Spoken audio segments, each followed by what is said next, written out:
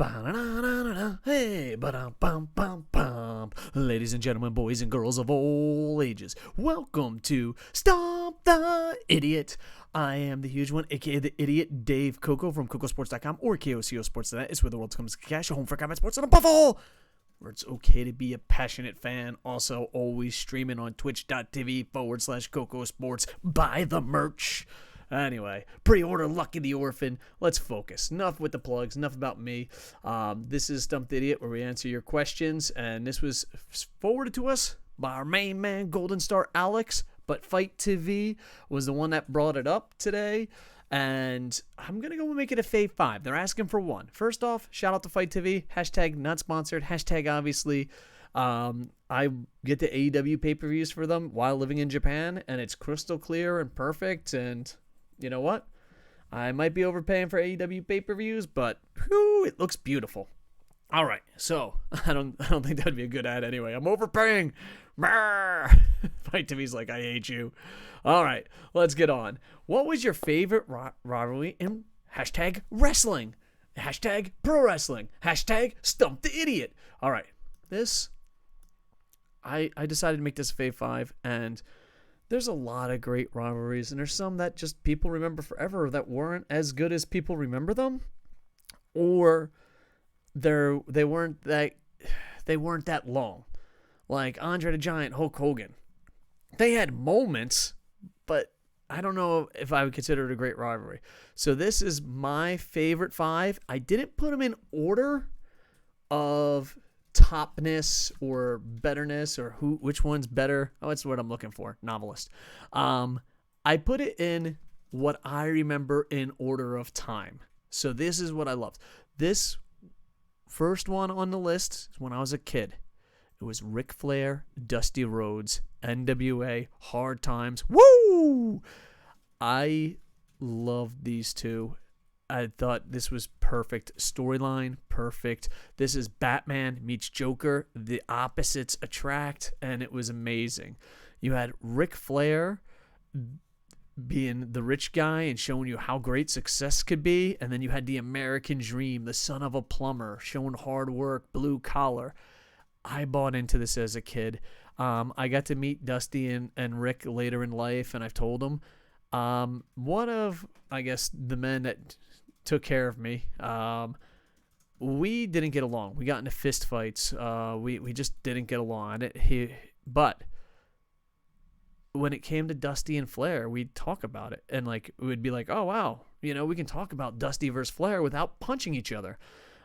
So yeah, to me, this brought me and a man that beat the piss out of each other if I can have some common terms. I was a Ric Flair guy. When I was a reporter, I knew nothing about fashion. I still know nothing about fashion, but it was insane how little of fashion I know. And when you're on television, you get a lot of free suits. And I remember they're like, "Oh, what brand do you like?" And I don't know. At the time, I didn't know any clothing brands. And I said Armani because of Ric Flair. I wanted to be Ric Flair. I wanted to be a success. I just absolutely thought he was the fucking man. As a little kid, I didn't think Ric Flair was a heel. I was like, motherfucker, that's the man I want to be. And my father, I guess, I guess we'll use father for the sake of this conversation. He was more of a Dusty Rhodes guy. And I just remember we'd have debates, and he's like, "Well, won't you want to be rich and success?" And he's like, "No, I don't know."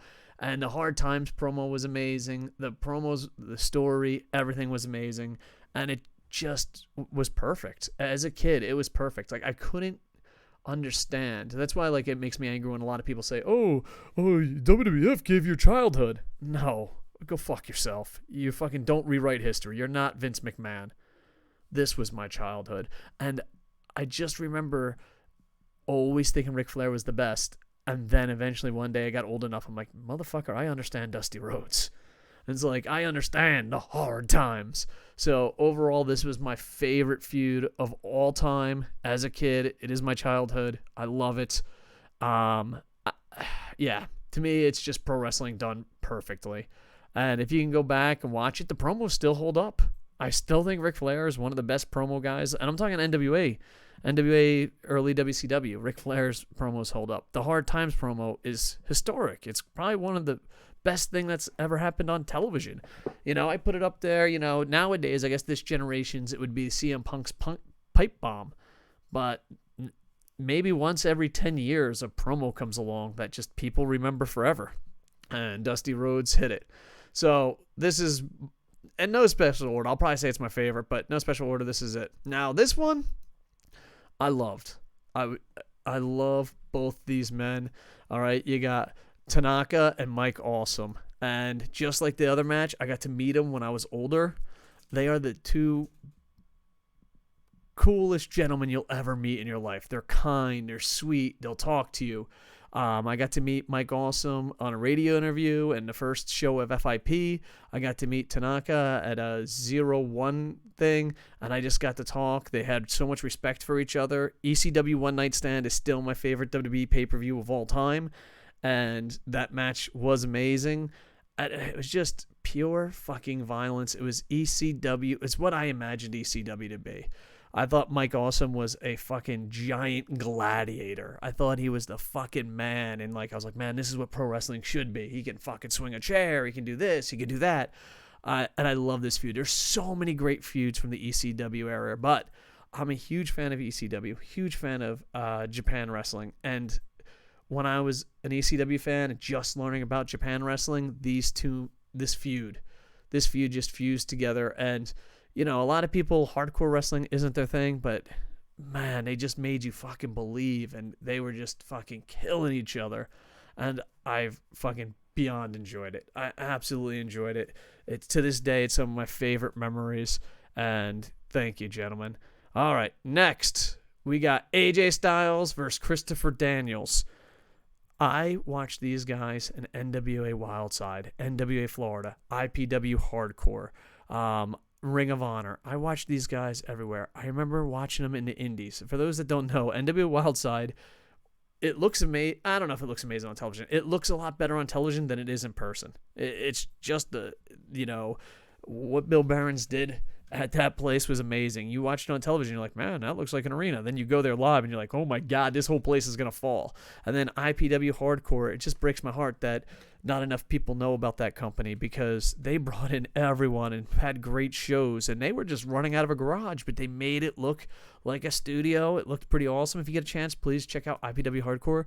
But Christopher Daniels, AJ Styles, this was before the XWF, before TNA, before the X Division. These men were having great matches, and for a long time, I always thought Christopher Daniels was better than AJ Styles. TNA ruined that, and AJ Styles went on to be successful. It's like, well, we're going to push all WWE guys, but let's pick one guy. AJ, you're the one guy. You got to beat your friend 8 million times because we can only have one guy that's not from WWE. Get over. But why can't we have more than two? Shut up! Who the fuck do you... I don't know. I'm sorry. I got a little tangent there. I wish TNA didn't suck back then. God damn it. But yeah, AJ Styles, Christopher Daniels, it was amazing, and I got to see it from day one. I got to see them wrestle in front of nobody. I mean, I tell this AJ Styles story all the time. There was a hurricane at IPW Hardcore, and I kind of, I don't know, maybe I was young, maybe I was brash, maybe I was too much into sports media. Back in, 90s and 2000s, sports media was a little more brash. It wasn't like, LeBron James, what's your favorite color? Dun, dun, dun. Like, you actually wanted to get a quote. You actually wanted to fucking do a story. You actually fucking wanted to, okay, goddamn it, sports media, what have you become? Anyway, so, I was kind of fucking a little bit snarkier than I probably am now, and that's fucking hard to believe, ain't it? And I went to AJ. I was like, dude, why the fuck are you trying, dude? No one's here. It's a hurricane. They're just recording for television.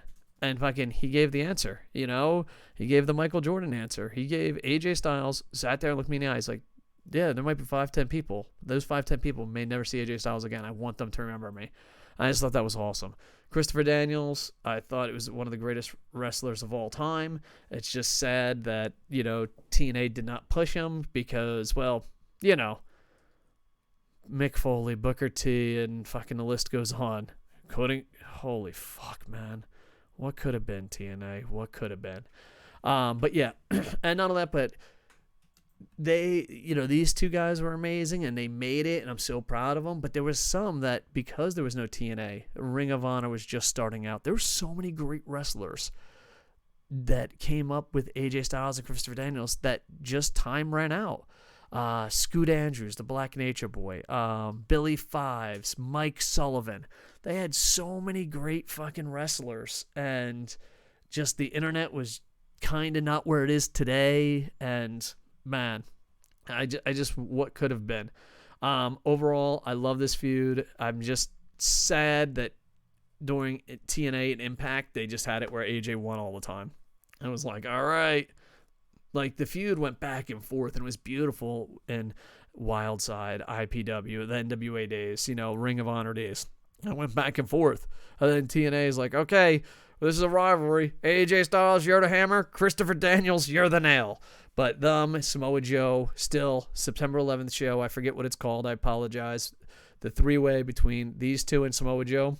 The greatest match in TNA history and one of the greatest matches in fucking pro wrestling history. I love both these men. I love what they do. I apologize to AJ Styles. I just can't watch WWE anymore. It's bad. I know you're making money. Good for you. I'm glad you're a ghost or a zombie. I'm not. Moving on. Leave the memories alone.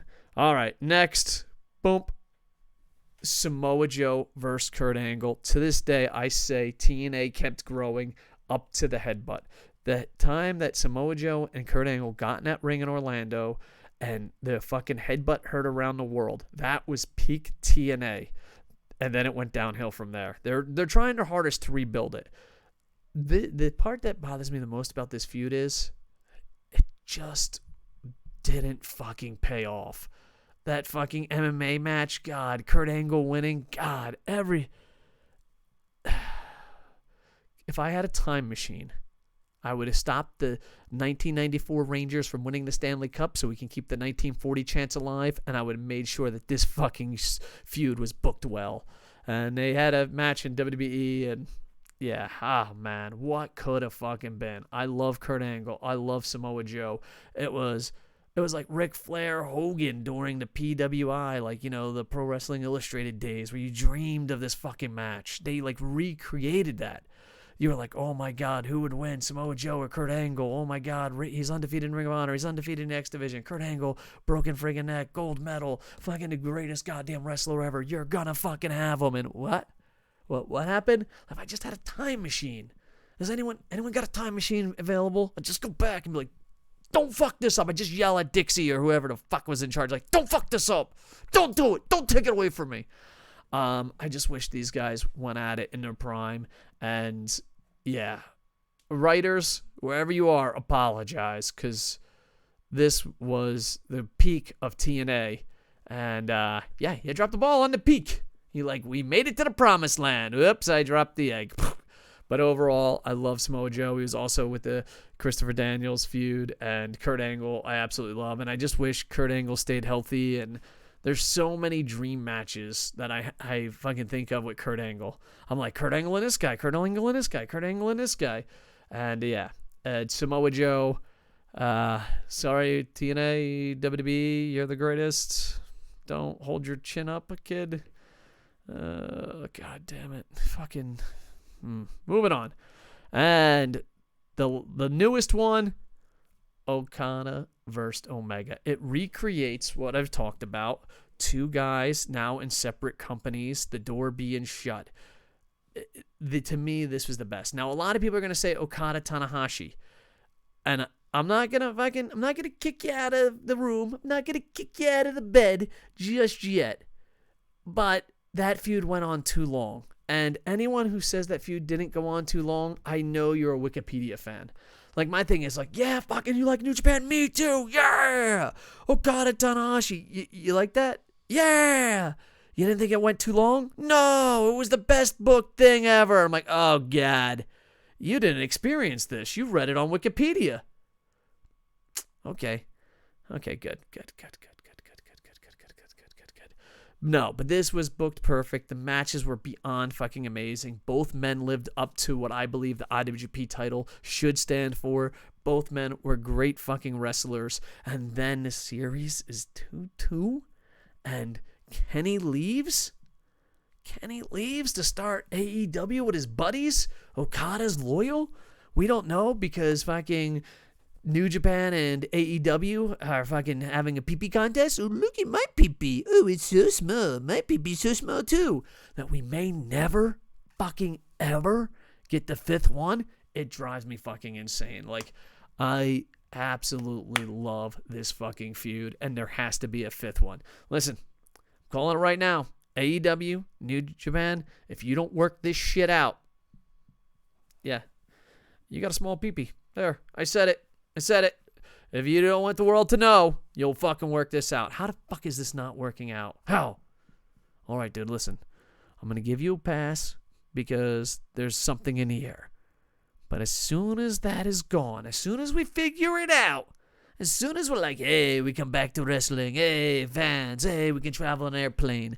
As soon as we figure this shit out, you fuckers are giving me this. You're giving me part 5. You're giving me part 5. And I don't want to see it 20 years from now in fucking WWE and a fucking whack-off fucking match like they did with Nakamura and AJ. You're fucking giving me them in their goddamn prime, and it's going to be the best goddamn match ever. Okay, yeah, so those were my fave 5. I don't know where the fuck I was going with this. Those were my fave 5 of rivals of all time. Maybe not the biggest, not the best, but the most important to me. Down in the comments below, let's not debate Wikipedia. Be like, on page 76 of Wikipedia, it says, shut the fuck up and get your own goddamn opinion. I want you, look deep in your heart. What rivalries and pro wrestling are important to you? All right. Love you guys. Like, comment, subscribe. More Stump the Idiots on the way. By the way, did you like how the graphics changed? I kid you not, I'm an idiot. That literally took me 20 minutes. Please say it was a good job in the comments. Be like, good job, puppy friend. You made graphics move. And I'll be like, all right. Check me out on twitch.tv, KocoSports. Check me out on Amazon, Dave Coco. Pre-order Lucky the Orphan. And I'm going to make a blog. And it's going to be the greatest blog ever. Granted, there's still KocoSports.net, but I'm going to make a blog that has the video games, the nerds, everything. And then at the end, I don't have to fucking do this awkwardness. I'll be like, yo, did you fucking hear that I got my own blog? Yeah, fucking merch. Got KocoSports merch. Got fucking books. Streaming on Twitch. It's going to be great. Anyway, I'm a crazy person. Love you guys. Be safe. Be kind. Don't lose your humanity. Have fun. High five some friends. Well, maybe not. I don't know. Fucking dude, what a world we live in. All right. Guys, dear world, fix yourself so we can see Kenny Omega Okada 5. As a matter of fact, let's make it a best of fucking 99. I was going to say the best of 100. You know what? Best of 101. Best of 101. Let's make it happen. All right. Love you guys. With that, I am over. Hey.